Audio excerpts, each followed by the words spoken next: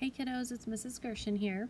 We're going to look through our list this week of words that have short O's and long O's, some ending in E's for our long O's and some with a double vowel in the middle. So let's take a look at our words for this week. We have box, chose, goat, slope, hole, stop, float. Then we have road, boat, soap, foam, one, toad, drop. And last column, road, love, knock, load, goal, coat, stone. We have two homographs this week. We have road and road. This road is like if you were riding on something, you rode a horse or you rode your four-wheeler. And then this road is the pavement that you drive on in your car down the street. Okay, so let's look at our headers for this week.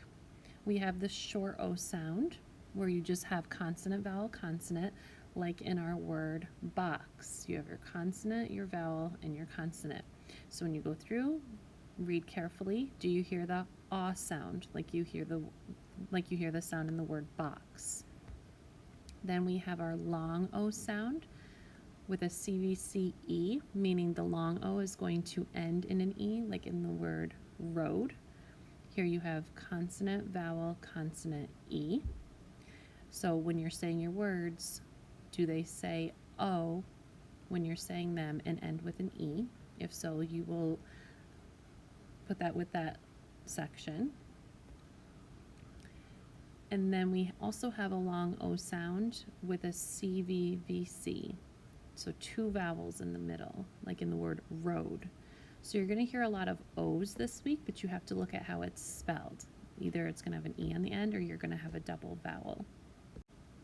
Our oddball this week is the word one, because you have a vowel, consonant, E. So really that O should say its own name, but it doesn't, like in the word one.